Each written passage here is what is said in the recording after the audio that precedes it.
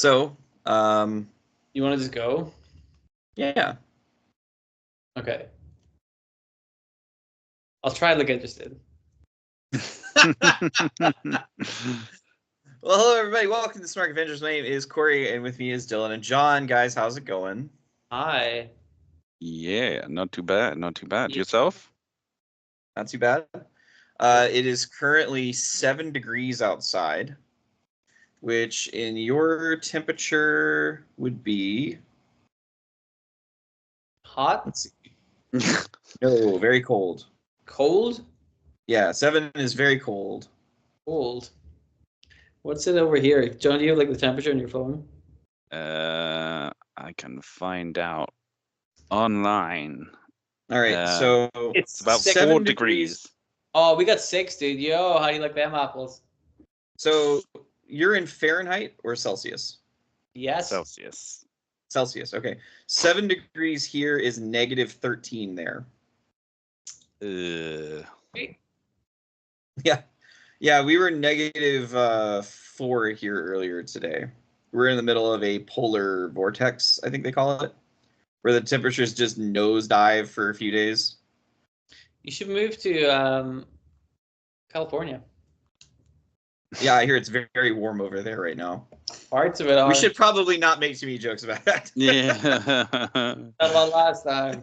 I had to cut a bunch of those out of the last episode. Well, that was the thing. I didn't know because we made those jokes, and I'm like, is he gonna let me get away with that, or, you know? Sometimes I just let you go because I know I'm just gonna cut it out later. Well, thank you for that. That's really nice to know. That I just get out of Yeah, that. I don't want to make you feel like you're being a dick or anything while we're recording, because I don't want to hurt your feelings. Well, you're allowed to tell me because you don't want the people to tell me. That would be worse. I would like to hear it from Well, I told you I cut it out so they don't know. Right, but then I'll know that you're cutting my shit out. So everybody, we're going to do kind of a special episode today in a format we've never really done before, in honor of the Kraven the Hunter movie that just came out a few weeks ago. John, because I don't think Dylan has seen it, and I know I've not seen it, have you watched Kraven the Hunter?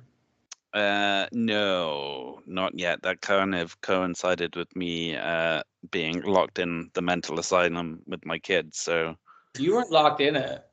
well, I couldn't get out for that. They were locked in. They were locked in 4 with weeks. you. And then you broke a prisoner's hands and dumped burning oil on them. Oh, were John's you there Rorschach too? is what I'm getting. That's why you got locked into the prison. Or Yeah. Because you're Rorschach. So like that's a silly thing to do. Yeah. You know, John, I really like your mask, although I'm really confused why it has pictures of my mom and dad fighting on it. Thank you for laughing at that. Anyway, one of the kind of bizarre and funny things about superhero media these days is basically Sony Pictures. Sony, as we know, made an agreement with Disney a few years back where MCU can now have Spider-Man in it, and Sony would be allowed to continue to make properties in the Spider-Man franchises that were not Spider-Man, essentially. And a lot of people are like, well, that's a weird decision, because, like, I don't know what you can do. And then someone's like, oh, Venom. They can make Venom movies, and they made 3 of those. And I don't think Dylan liked any of them. I've only seen the first one. Okay. John, did you like any of them? I mean, the first one was okay. The second one was kind of garbage, and the latest one was more of a sort of superhero romp. But it was the whole trilogy is just kind of not very good. Like, in technical terms, it's just they are throwing shit at the wall and just trying to be wacky, and it doesn't feel like there's much connection to like Venom from the comic books. But he's Venom though. Because So as good as you can get, you know. So then after, you know, aside from Venom, they tried to go with Morbius, which we've discussed a few times here. Right. After Morbius, they tried Madam Web, which was an even more of a head scratcher because Madam Web is typically depicted as an old blind woman. Yeah. Mm-hmm. And also like the kind of confusing marketing of it, which seemed to appear that they were going to feature the various Spider Women and Spider Girls, but it was only one scene of them in costume, and it was like a flash forward or something like that. Yeah. Yeah. And then, of course, we have Kraven the Hunter, which, from my understanding, does not exactly lit the world on fire. No. I think more people are talking about Aaron Taylor Johnson in Nosferatu than they are in Kraven. I think people have forgotten about Kraven already. They're like, did that I think so. like, is that real? Did that really happen? So all of that being said, Sony kind of needs some help coming up with some Spider-Man properties that don't contain Spider-Man. So what we here at the Smark Avengers have decided to throw in our hats and help them out. I mean, we have a lot of great ideas. Baby Juggernaut, right? Perfect. The rated X fantasy pairing of MODOK and the Sugar Man. Excellent. Yep. We have our story of Armless Tiger Man solving mysteries at a comic convention. That's three. Mm-hmm. We're killing it. Absolutely killing it. Mm-hmm. And we have our sort of our roster of characters that we like to use frequently. Baby Juggernaut, Gun Bunny, Armless Tiger Man. Now I guess we're gonna add Sugar Man to the list. He's made an appearance or two now, right? Yeah, well, probably. Yeah, he's gonna have to go in there. Yeah, he has to be jumped in. Well, he jumped straight in. He certainly did. All arms flailing away. That's how he jumps in. Fingers everywhere. You know what I mean? Prehensile tongue a flapping in the breeze. Oh, it's in there.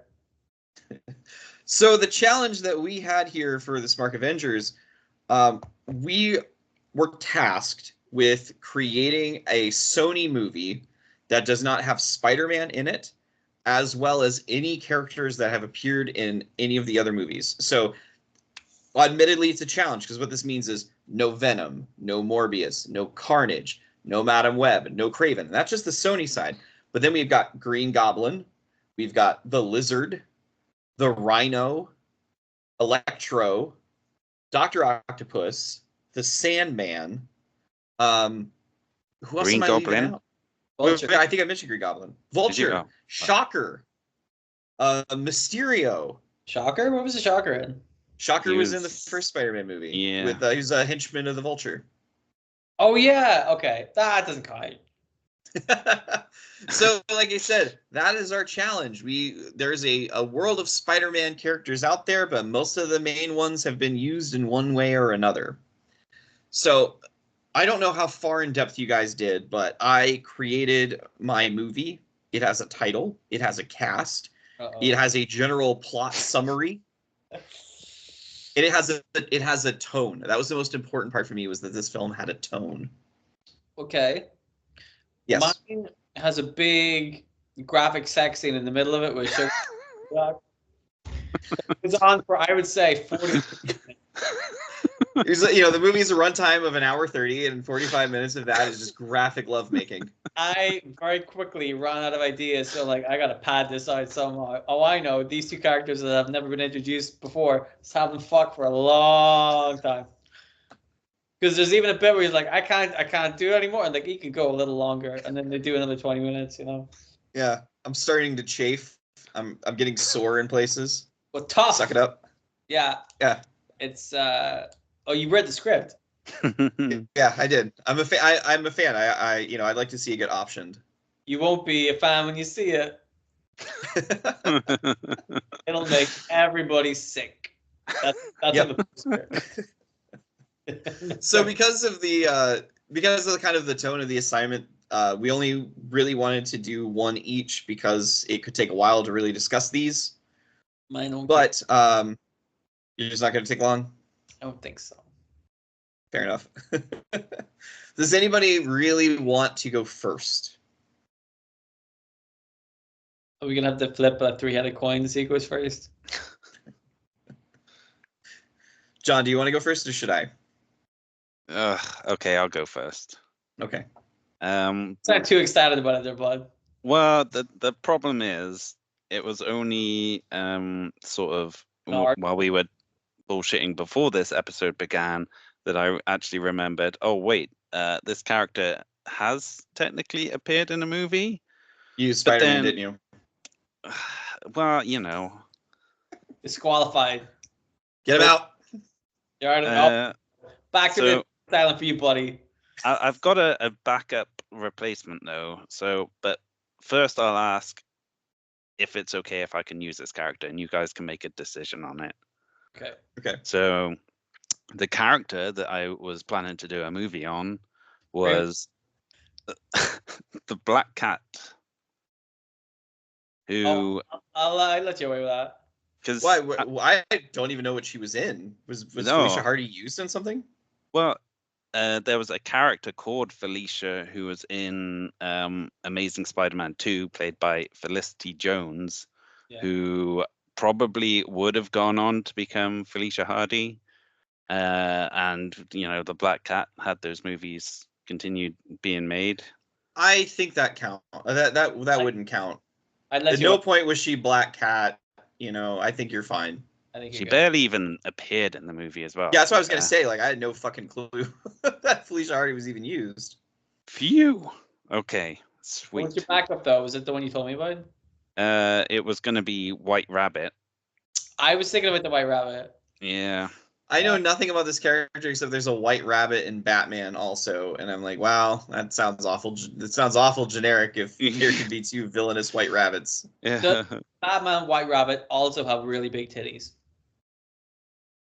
Yes. Then they're pretty much the same. Yeah, I think that's really all she exists for, to be frank.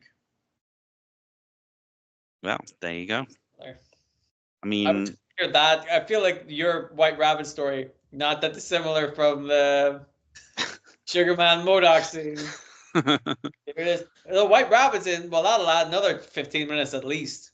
Yeah. Played by Sydney Sweeney. Okay. Well, a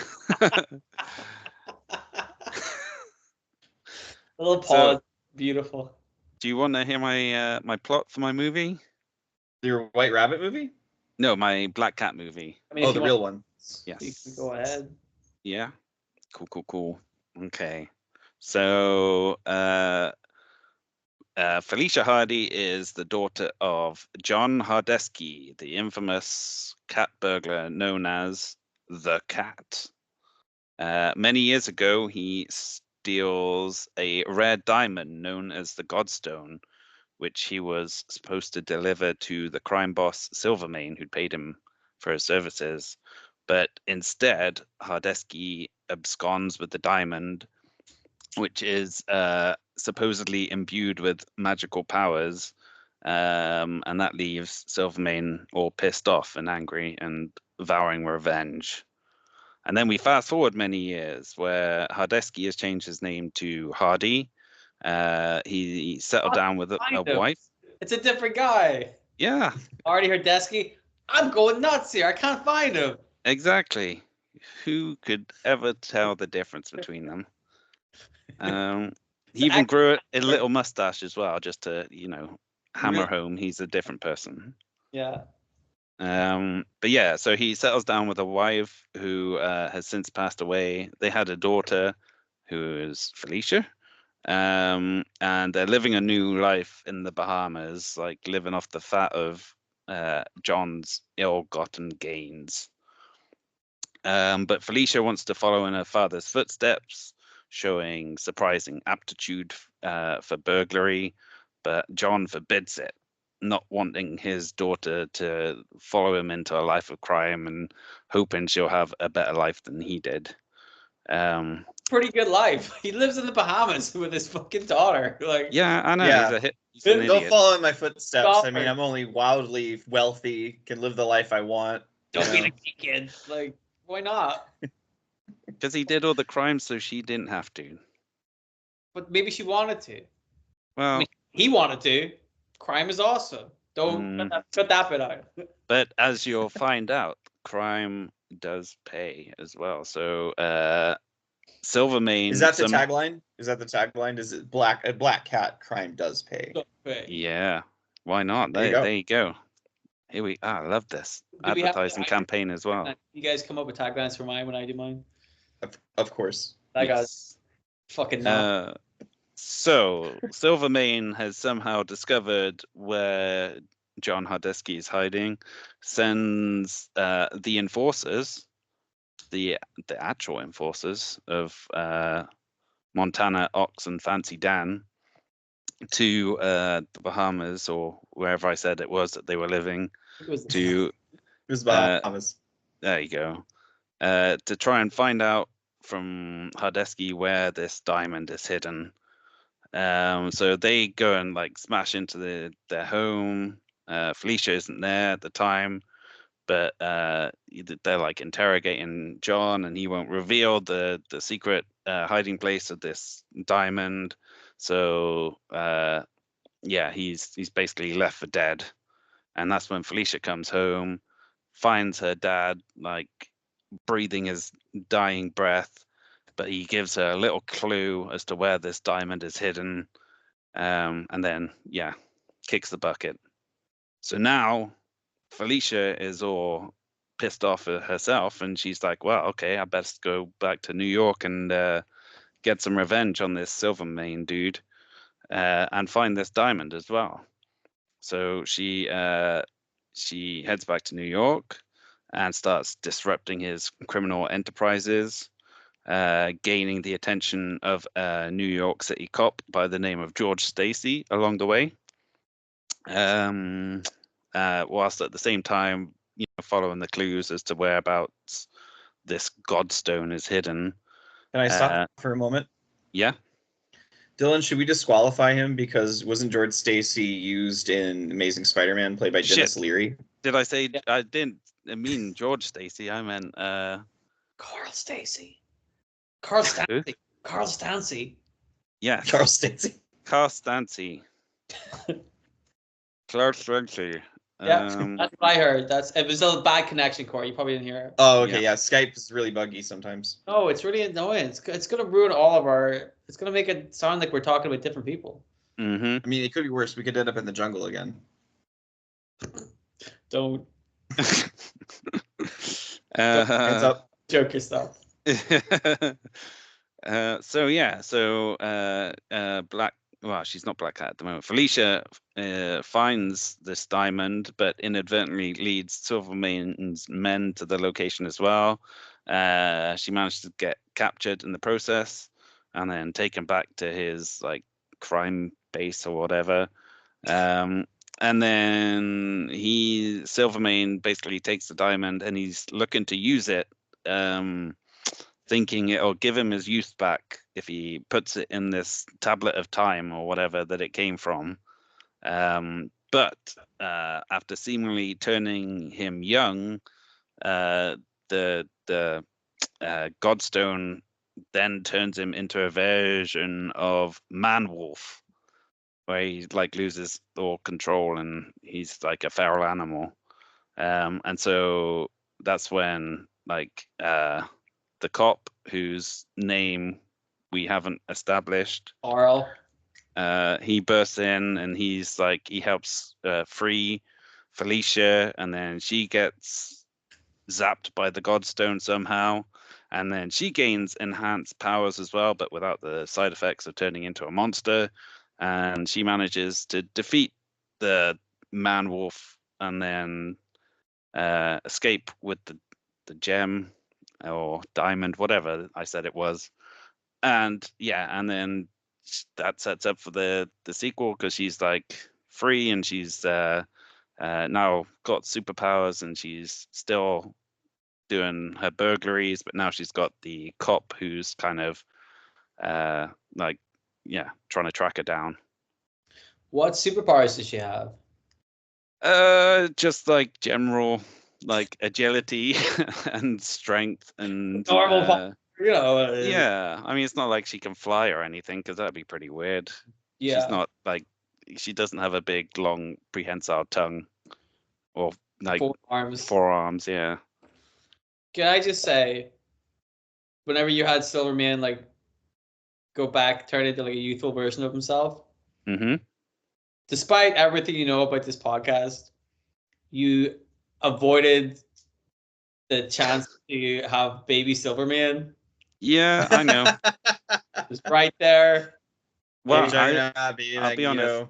I figured there's probably going to be a baby version of some sort of villain appearing in one of your stories. So I'll never tell. Are we that transparent? yeah. So you guys think I'm writing a story about a baby and Hydra Man? I mean, Baby Hydra Man, he just turns into a puddle. Yeah. Thank you for that, Dylan. Okay. Small chortle is all I need. Well, I'd love to surprise you guys with my story, but John, have you done your casting? Yes. Or are you saving that for the end? No, I can do the cast Oh, now keep as going.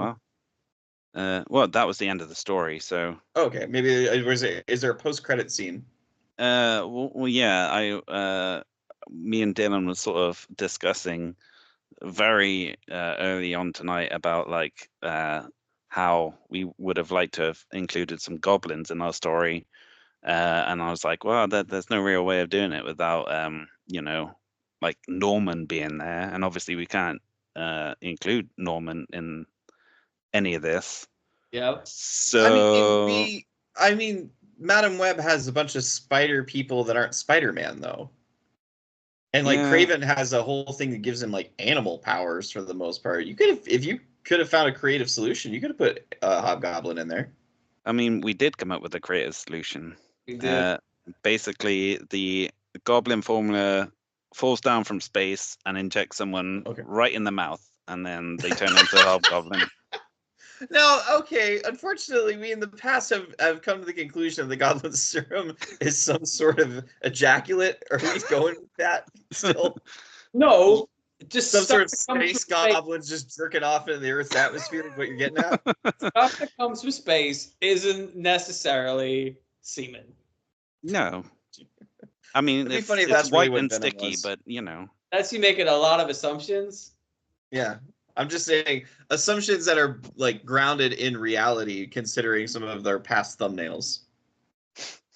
See, if you look up in the sky and it starts to rain, and you're like, "Oh, God's doing a semen on me." No, that's not what happens. Sometimes God's just jerking off everywhere. No, Yeah. that'd be snow. If it's rain, he's probably pissed. Yeah, snow is weird. Like, are you sick? What's up? I don't like this. No. You What are you eating up there? You gotta trust nature, man. Sometimes it's not all semen. Let's put that. John, put that on the poster. It's not always semen. Not always semen. Black coming this Christmas Day. Black cat. It's not always semen. All right, John. What's your bugs. You can what's see your what casting? the show, right? So for Felicia Hardy, I went with the actress Samara Weaving. I don't know if you guys are familiar with her. So what's she been in? She was in Bill and Ted Face the Music as Ted's daughter. She was in Ready or Not. I haven't seen him. Oh, God, grief. Okay. This is the problem with John having seen 7,000 films, is that he knows the people that we've never seen before. Brightness is bad. She was Scarlet in that Snake Eyes movie that came out a couple of years ago. Okay. All right. This is why you need the video component, because I just showed Dylan an image. And I said, that's what happened. Okay, yeah. And so Silvermane, I had Giancarlo Esposito. Corey? Ooh. That was good. Do you know who Giancarlo Esposito is, Dylan? Not by name. I probably know him from some kind of film. Okay. Well, I know him as bugging out from Do the Right Thing, but that's not where most people know him from. Yeah. I don't think so. That's Gus from Breaking Bad, if you've ever watched Breaking Bad. Yeah. He's also one of the I would say he's like one of the villains for the upcoming Captain America movie, but it seems they're really pushing Red Hulk stuff, so I don't know how big a part he's going to have in this movie. The Captain America film hasn't come out yet, so we're still good. See, I wasn't sure if we were allowed to take stuff from like Oh no, the actors don't matter. It's the characters. That's yeah. Because like actors in Marvel films that don't typically tend to like crop up too often and different. So I'm like, I was gonna try and just keep it like a separate spot. New actors all the time, you know. People you've never seen before. Me, I can be. I will.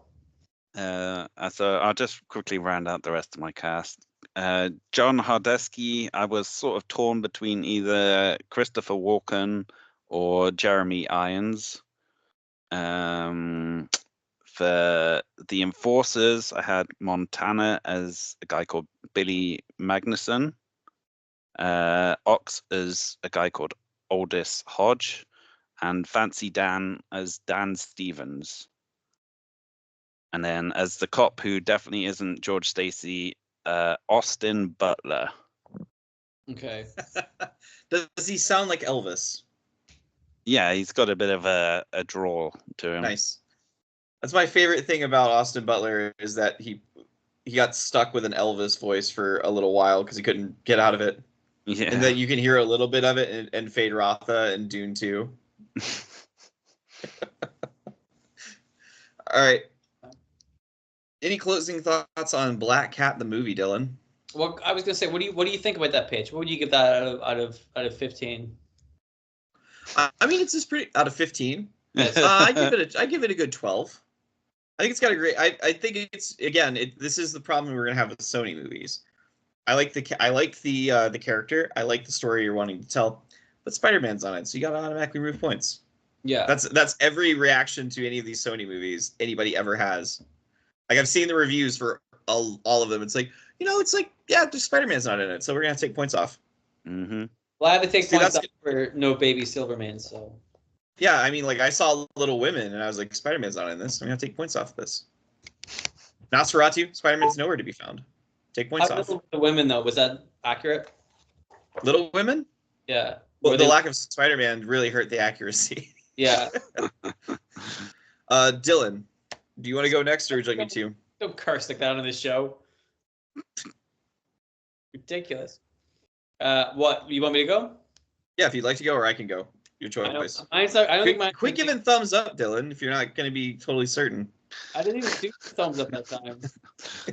Keeps popping up for you. I don't know what to say. Nobody knows when I actually put the thumbs up. I didn't. I was looking at my notes. I didn't put the thumbs up. I did not put John, you see it too, right? Oh, yeah. Good God. I was looking at the pad. This pad. You can't see it on Spotify. See, like, I can't. It won't do it for me. I can do that. Nothing. John, you try. Yep. John's working for you. Do you see anything? See, look. There it is.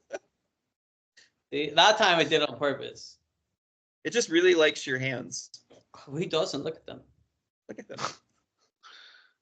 All right. So, no, actually, Dylan, I want to save you for last because I always enjoy saving you for last. So I'll go ahead and do mine. Okay. All right. So we're gonna start off. We're gonna do some theater of the mind stuff. Close your eyes. Think of like you're watching a screen. Some sort of light, kind of nostalgia, Goonie-esque music plays. A hand reaches into a closet and removes a black vest. Another hand reaches into a case and removes a little boater hat. And then finally, a hand reaches into a closet and retrieves a whip.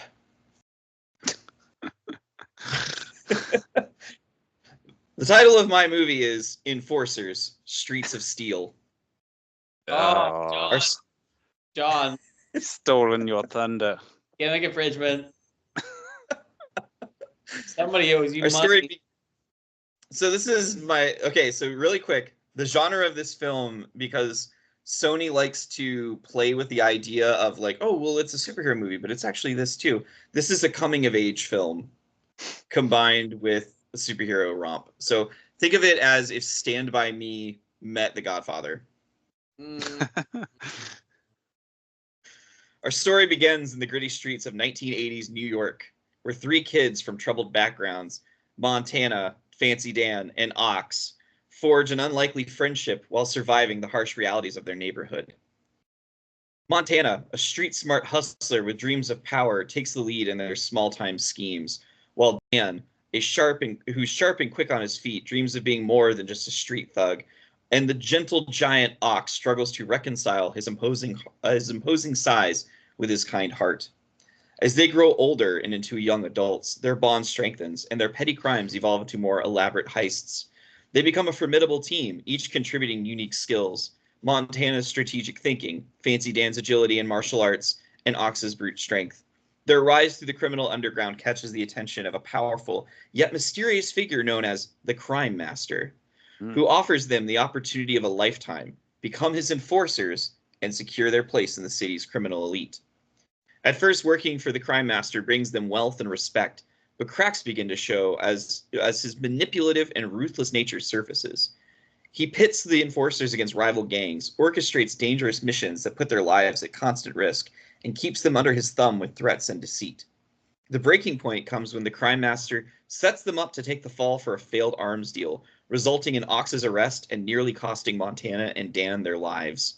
Betrayed and disillusioned, the enforcers regroup and vow to take down the man who used them as pawns. In the final act, the trio leverages everything they've learned over the years to dismantle Crime Master's empire, using Montana's cunning, Dan's agility, and Ox's brute force. They infiltrate the operation, expose his betrayal to his other lieutenants, and stage a daring assault on his hideout. The climax sees a brutal showdown between the enforcers and the Crime Master, where they confront not only their former employer, but also their own choices and moral compasses. In the end, they defeat the Crime Master, but victory comes at a cost. The trio realizes that while they've won their freedom, they've also solidified their place as criminals. As the film ends, the enforcers walk away from the wreckage of the Crime Master's empire, now hardened adults who've traded their youthful dreams for survival in a world that forced them to grow up too fast. Despite their criminal paths, their unbreakable bond remains, leaving the audience to question whether they're villains, victims, or something in between. Ooh. Who is the Crime Master? Yeah. Well, it would be, I think, the most recent Crime Master that was in Agent Venom storyline that I don't think they revealed who he was. So you can reveal that. Sure. Okay. Who is it? It was actually the Sugar Man. I thought you were gonna say Carl Stancy. No. He's back, baby. No, Sugar Man Works on the inside. He wrapped two of his arms around his waist and manipulated his size to make it appear that he had a regular-sized body And a normal-sized head and face. A normal-sized head. No, it was only like his forehead that came up and formed the head. The rest of his face was still down in the torso where it belonged. So how does he move his mouth then if the mouth is below? Well, Crime Master has a full face mask. Oh, that's true. Yeah. Yeah, so here you go. And the enforcer was like, it sounds like his chest is talking to us. Yeah, it's weird. Like, it sounds like it's muffled through clothing.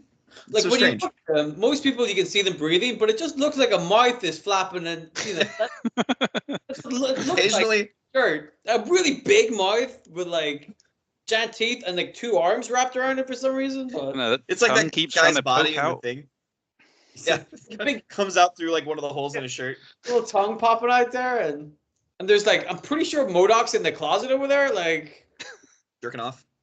He's in the cuck chair, see, which is his floating chair. MODOK being in the closet, that's the subtext. Subtext are for cowards, though. Wow, You just make it you like the blatant. film, dude. I'm just saying. So the only the cast that I have in place is Ox is played by David Haber. I nearly did that. Oh yeah. Because John did his. Like John, can we like compare the two? Unfortunately? Yeah. So yeah, there's David Haber as Ox, Mm-hmm. Matthew McConaughey as Montana, Mm-hmm. Okay. and playing Fancy Dan, Timothy Chalamet, because he's short and has a shitty little mustache right now. Matthew McConaughey and Timothy Chalamet. Didn't you say Yeah. these guys that grew up at the same time? Yeah. Yeah, they did. Right? But that's also why they cast that was it the new the Spider-Man kid. He's going to be playing Odysseus in Christopher Nolan's Odyssey movie. The Spider-Man It's Hollywood. Tom Holland? Yeah, Spider-Man as Odysseus. New kid. Yeah, Baby Spider-Man. Right. Baby Spider-Man. He's not. It's not Baby Spider-Man. He looks like he's 12. Stop jumping on my ideas because you didn't say Baby Spider-Man was off the table. But no, that is my coming of age film about the Enforcers. Okay. Wow, I wasn't expecting so much Enforcers love in No. this episode. You really should have for me. I made a big deal about trying to get him during the auction. Yeah. I was thinking, like, man, who are the shittiest guys I can think of that Shittiest guys Spider-Man's ever fought. Now, come on. No, but I mean, they're like some of the oldest shittiest guys he's ever fought. I mean, they were jobbers from the start. Going back to Ditko, you know, in the 60s. I mean, they're pretty old, I guess. Mm. Gonna be strict about it. And Sony would absolutely make a movie about that. They're like, oh, these characters no one's ever heard of? Absolutely. People have heard of the Enforcers. We've heard mean, of this. yeah, but I wouldn't say they're the most famous of Spider-Man villains. We used them twice. Well, yeah. Yeah, but I mean, like, we are kind of like in that niche category of like, we would use them twice. We might have used them 3 times. If you get Johnny MCU fan over here, they aren't gonna know who the fuck they are. Everybody knows the Enforcers. Come on now, you're just being mean to Fancy Dan. And No, that's why I cast Timothy Chalamet. He's probably he's the hot new actor. He was Willy Wonka. Great. Yeah, Everybody that played Willy Wonka just went on fame to fame. Johnny Depp and Gene Wilder. That's not the analogy that you think it is. Johnny Depp did not do very well in that film and didn't do a whole lot of great stuff after that. No, it's true, but he was doing stuff before it. Correct. And then he did Willy Wonka and oh, what the hell. That was not the downfall for him. There was other things that were downfalls for him. What did Gene Wilder Mainly his partnership with Johnny Depp or with Tim Burton after a while. Look, you're always having to go with Tim Burton and Johnny Depp, and I am sick of it. I won't stand here for any more of this slander because I'm sitting. Because you're sitting down currently. I will not stand for it. I cannot be bothered to get up. I'm not going to. Anyway, John, what do you think of Corey's pitch? I like it. I think it's simple and effective. I think I like the fact that they grew up together and there's like that bond from childhood. One of them's clearly 30 years old and the other one's... yeah. I think 2 of them are 30 years old. Older than the other one. 2 of them? I don't know how old David Haber is, but he's certainly older than Timothy Chalamet. Well, we're all older than Timothy Chalamet. Factually true, I believe. I would imagine. What age is he? 7? 8? At least, yes. At least. Yes. It's gotta be. At most.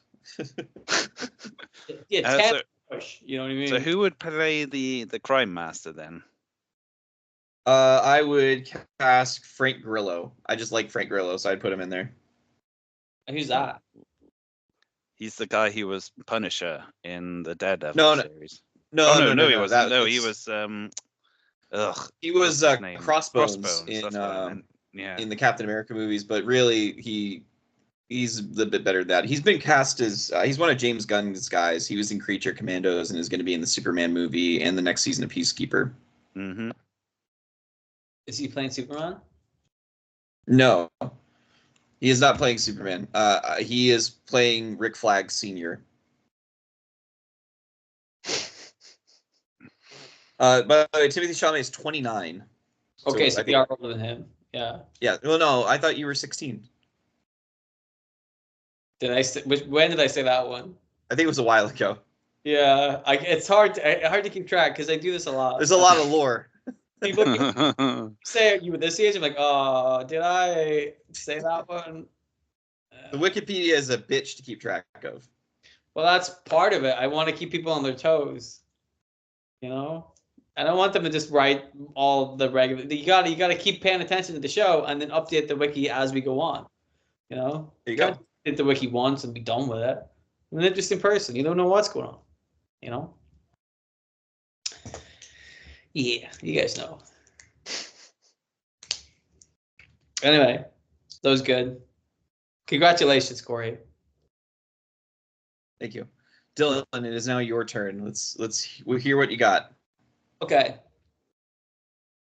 Imagine, if you will, a world where there's not a whole lot of water. Okay.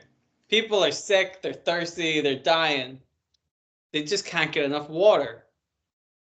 Where are we going to get our water from, is what they say out loud at the beginning of the film, so you know that there's a crisis. That you're like, no, subtext, listen, man, you gotta drill shit into people's heads. You know what I mean? Really get them to know that there's no water. You see the plants are all dead. There's no water. What are we going to do? If only we had something that would bring water to us. We're so thirsty that our tongues are so dry. My children are dying.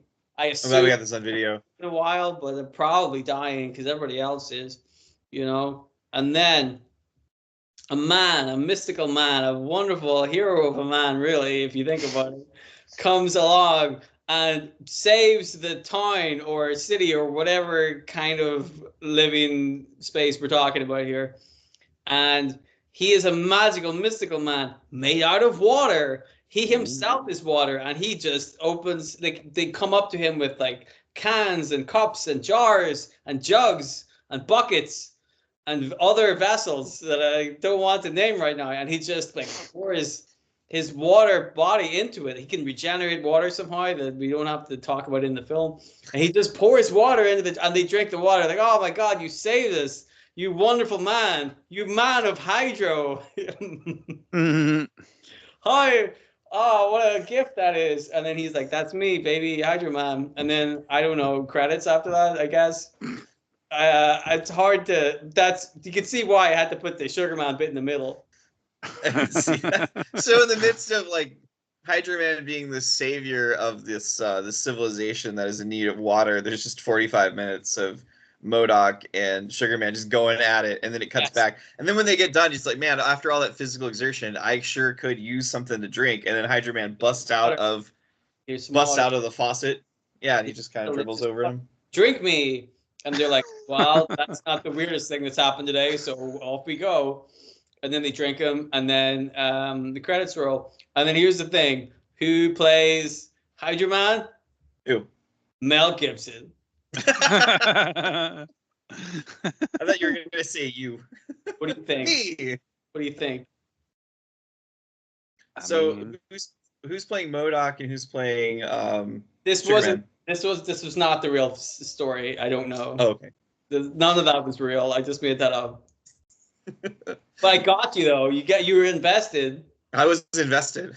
You were really invested. I could see it in your face. You're like, what's going to happen? Is somebody going to be able to give them water? What's going to happen? Is MODOK going to do something?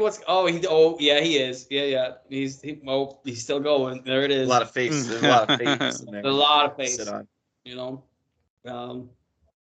But you guys like that one? Because I could change. I could go back to the Hydro Man one if you want. So I mean, it does. So I will tell you this: by casting Mel Gibson as the savior of the oppressed, it does almost feel kind of like a weird sequel to The Passion of the Christ. Basically, Hydro Man is basically Jesus Christ. I think we can put that on the poster. Yeah. So by drinking him, you're saying his body rejuvenates it, but what if it didn't? By drinking him, he was willingly sacrificing his body for the betterment of these people. That's not true. You know that in religion, obviously, you go to church, you drink the blood of Christ, you eat the body of Christ. That's the same with Hydro. I don't go to church, but I'll take your word for it. Oh, that's a thing. They do. That's a thing. It is a thing. Okay. Like they drink wine because they're like, this is an embodiment of the blood of Christ, and they have little crackers or wafers, and like this is like akin to his eating of the flesh of Jesus. It's a weird thing, religion. It's very strange. But so this isn't like symbolic. They're actually drinking. Oh, they're actually just drinking Hydro Man, aka Jesus. So there you go. You can see like the analogies are there. It all makes sense. You know, for me, having just come up with that in one moment, it seems to make a lot of sense. So this has to have also been produced by Mel Gibson and or directed by him as well? Yes, 100%. Oh, absolutely. That's why there is a giant sex scene in the middle of it. Yeah. Yeah. I know. There so you can blame Gibson for that one. I like how there's no explanation of like where all the water's gone to begin with, or how Hydro Man has his powers, or where he came from. Yeah, it's just like, here he is. Here's some water. Global warming. That's all you need to know. The answer to both of those is global warming. How topical. Yeah, well, it's Mel Gibson we're talking about. It's always topical with that boy. Sure. Always in the news. You know what I mean? So, do you want the real pitch, or do you want to keep talking about the Hydro Man one? No, let's hear the real. See, this is why I saved you for last. I have a feeling now that I do the real one, you guys are gonna be like, kind of like the Hydro Man one better, you know? Because there's a lot of stuff in it, and I know you guys are very religious. Corey, you just come on, man. You've just established you're a very religious person. I don't even know what order that goes in. So you've definitely been to church. You've seen a church. We got to surprise people. We got to keep them on their toes, which is what I'm all about. Yeah. And it's ironic because I don't think that this story of mine is very surprising at all. I think me and John were talking about this earlier. I had a feeling mine was a little bit like obvious or like derivative or whatever, but here it is anyway. Okay, the real deal. Like, it's obviously not about Hydro Man. That was a goof I did. Funny stuff. Do you guys have any idea who I could have done? Want to guess? Well, I think we just now learned that you guys didn't do goblins because you didn't know if you could do anything with the origin. So I don't think you've done Hobgoblin, despite maybe your best wishes. I was thinking about Hobgoblin, and John, I would imagine, was also thinking about Hobgoblin. Yeah. Yes, but we were like, it's probably good practice to stay away from the goblins completely. Mm-hmm. Then we'll get into trouble, and we wouldn't want Corey to call us, because if he's going to call us out for something like, oh, I don't know, George Stacy or something obscure like that, he's probably going to call us out for some goblin-related shenanigans. So let's just stay away from that completely. Yeah. Corey wouldn't do that, though. Corey wouldn't be that pedantic. No. And it's good because we can talk about George Stacy anyway, so that's fine. Yeah, we can talk about Dennis Leary more. It's just an example that I used. So I don't have a name for my film. You guys can come up with a name. You can listen to the pitch, come up with a name. I imagine the name is just going to be the name of the guy. For example, Venom, Kraven the Hunter, Morbius, Madam Web. It's probably going to be the name of the guy. Fair. And the guy is Tombstone. Oh. Are you guys familiar with Tombstone? Yes. I considered doing one about Tombstone as well. Good man. So I was debating making him the villain of the Enforcers movie, but opted for Crime Master because it felt even more generic. Great. So I'm not as generic as that guy. No, you're not. Tombstone is not as generic as the Crime Master. Well, you haven't heard the rest of the show, so there you go. Strap yourself in. Tombstone is a mob boss in Spider-Man lore who I quite like. A lot of the kind of low-level criminals that Spider-Man. I've talked about this before. I think Spider-Man's got too heady, too big, and I'm like, you forget about the reason Spider-Man exists. He's more of a street level kind of guy, like Daredevil. These are the guys he should be going after. It's fun when he fights guys dressed up like scorpions, whatever, various animals, but like a lot of his stuff's like on the ground, which I like. So I went with Tombstone because I've always liked Tombstone. I like a lot of those kind of mob boss guys. So he's an underground criminal mob boss that he runs a section of New York City, but he wants to expand his territory because that's what mob bosses do. They want more money, more influence, more success, more power. So he wants to find a way to like own like at least half of the city, 51% of the city, so that whenever the crime bosses are doing stuff, there's a big thing going down, Tombstone has a say in that. He's not just one of the boys, like he is the man. You have to run shit by Tombstone first. So he wants to expand his territory to be like a kingpin of crime, for example. That would be a great name, you know? Mm. So obviously he spent years and years trying to rise up to this level. He's got his corner of New York, but he wants more. He's spending a lot of time as a criminal, and he's neglecting his daughter, who he hasn't really seen in a long time, because obviously him being a criminal, he doesn't want her being part of it, and she doesn't really want to be part of it. She doesn't like him because of the fact that they haven't seen each other in a long time. She resents him for that. He wants to keep her safe by keeping her away from the criminal stuff. Her name is Janice Lincoln. because I think Tombstone's surname is Lincoln. I didn't write his full name down. I didn't think it was important. His name is Tombstone. But Tombstone, by the way, big, imposing looking dude, albino, African American person, completely, you know, he's Tombstone. He's completely white, bone white. You know what I mean? Does he have a nose? I can't remember if Tombstone has a nose or not. Oh, he has like it like a doesn't. pointy nose. Yeah, Like a pug nose. Yeah. So at some point, Janice Lincoln, the daughter of Tombstone, discovers that the father she'd never known for a long time is actually the mob boss, Tombstone. Because obviously, as a mob boss, he would keep himself kind of low key and not in the fucking public eye.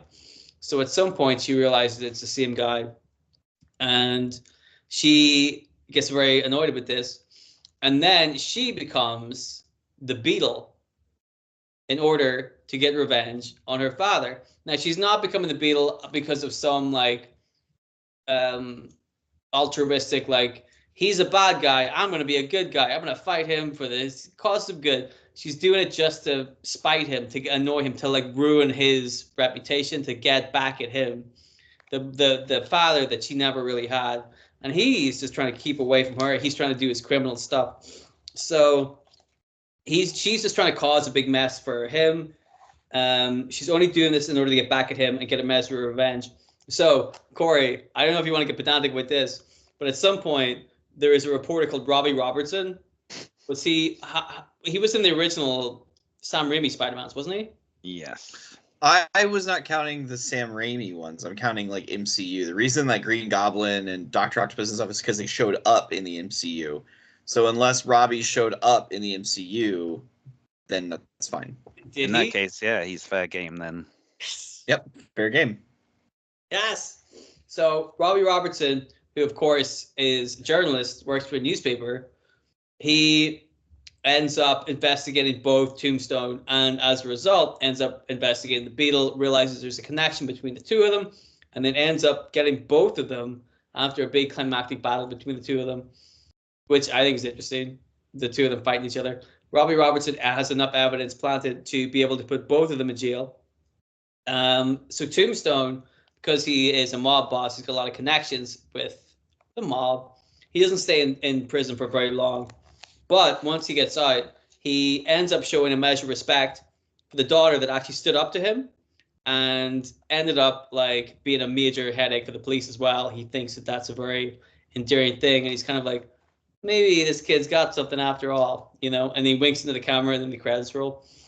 And that's the Tombstone film. So it's not really a superhero film, but it is about somebody in a superhero comic, more like a mob kind of territory war, you know. See, I'm totally cool with that. I like the idea of not treating the superhero movies as a genre, but as just a tapestry that you can use a genre in.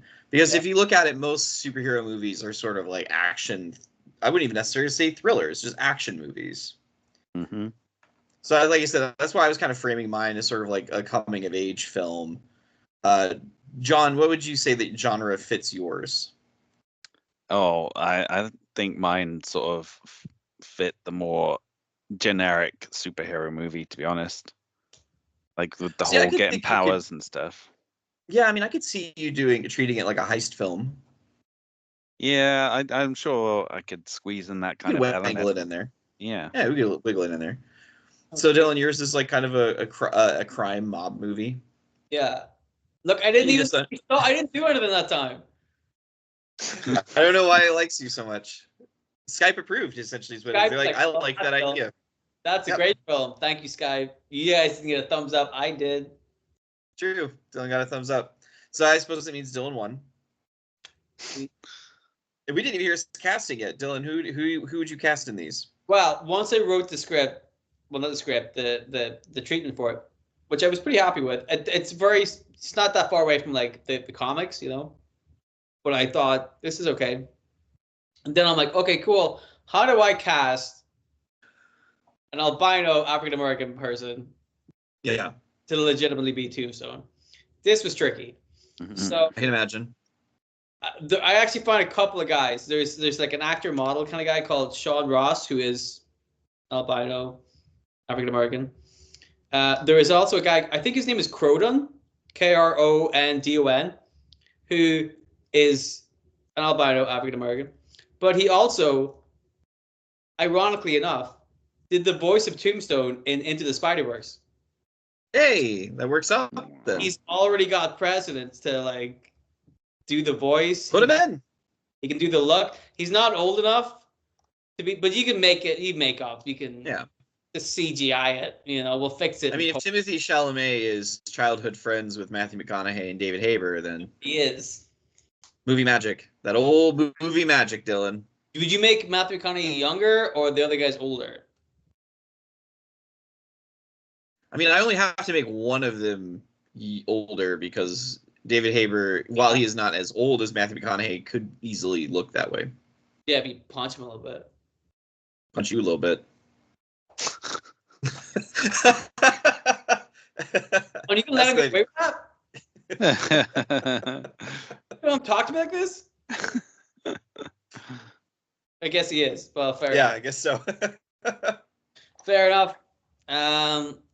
And then Janice Lincoln, the Beatle, I had cast as Sophia Wiley, who also has a Marvel connection because she played Ironheart in Marvel Rising. I'm not 100% sure what Marvel Rising is, but she has some kind of connection. I couldn't figure out if it was like a video game or a TV show or whatever. I think it's a TV show, like an anime. I'm not sure. I haven't seen it, but so she's already played somebody in the Marvel universe, and I think she'd be good as like a young daughter to Tombstone. So those are the only two that I actually cast because I'm like they're the most important two. I don't think nobody gives a shit about the rest of them. Mel Gibson can be Robbie Robertson. He'd love that. Is it weird? Oh yeah, especially when he blacks up. Not cool, dude. Not cool. Mm-hmm. Very strange. But so that's my Tombstone. So. Ta-da! There you go. I like it. Cool. Thank you. The problem I had was I felt like it was very similar to like they did like a Tombstone daughter thing in the comics, but I don't think they did it very seriously. I think it was wasn't that Nick Spencer Boomerang run? I think it might be the run after it that I haven't started reading yet, but okay. Yeah.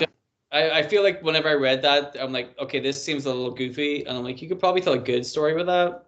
Not that it wasn't a good story, Nick Spencer. I'm just saying. I wanted to tell like a more serious story of mine.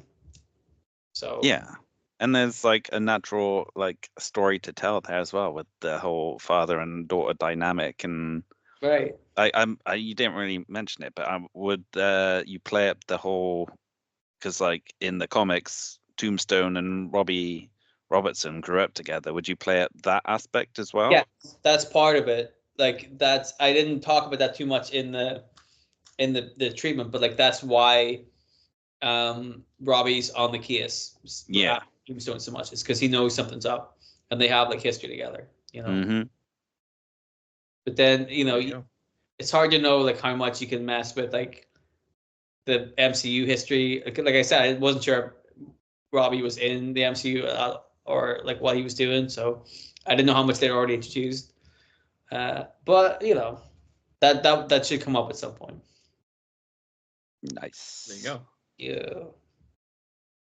Well, folks, if now that you've heard our pitches, if you would like to let us know which of these you would prefer, or if you have an idea of how we can improve upon one of those ideas, you don't let us know. What if Dylan? What if somebody like came at you with a better angle for that Hydra Man story? That's impossible. Shut your mouth. Fair enough. But yeah, no, feel free to let us know in the comments on YouTube or on Spotify if you would like to let us know your thoughts on a movie that you think would be better or a way we can improve our own. Vote for like which of the 4 scenarios you like the best. Yes. So both of Dylan's are on the table. They're both great. Dylan, you have a 50% chance of winning. It's almost guaranteed that I will win. There you go. I'm a very unlucky person. Oh, Black Cat, That's- you could say. Hey. And the thumbs up didn't come up this time. Yeah.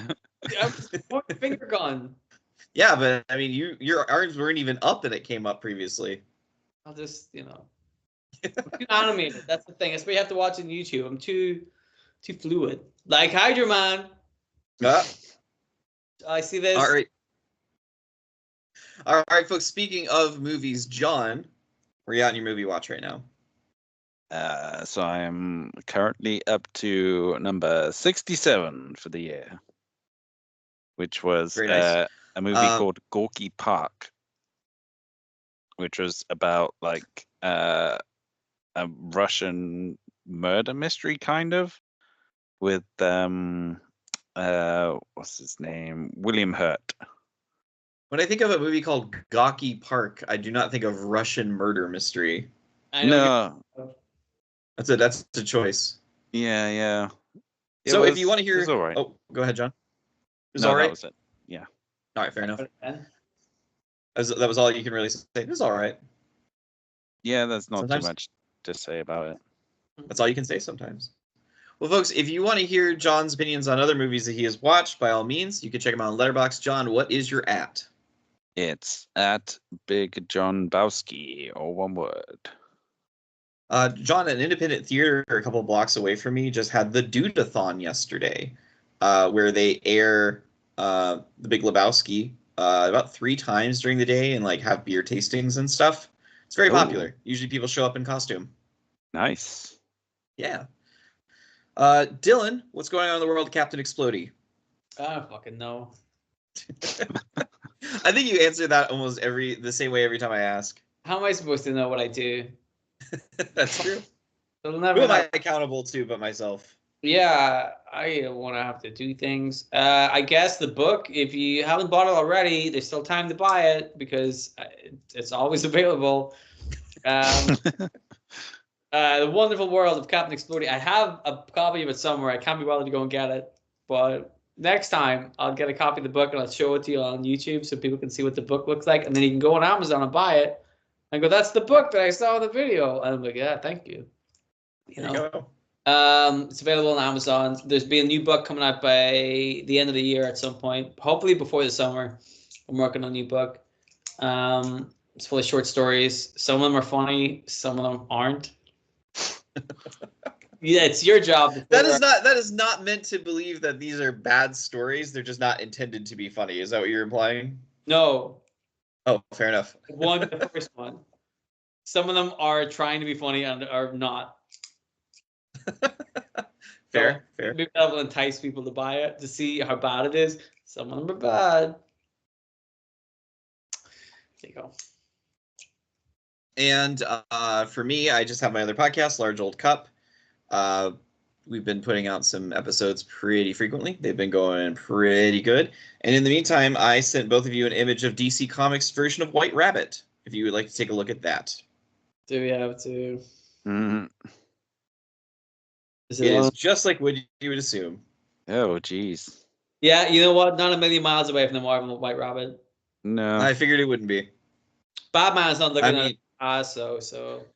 No, he got hit by something. He got distracted looking at her ass, and that's what cost him. I bet He's walking around in a pink thong with a white corset on, It gets cold in Gotham. That's surprising.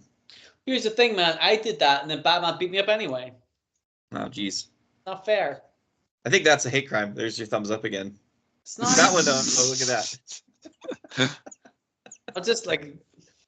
I mean, it could be worse still, and you could be in the jungle. Nobody gets hands. Nobody gets jungle. Nobody gets nothing. All right, folks, that's going to do us for now. We will see you all very soon next time. Goodbye. Goodbye. Bye-bye.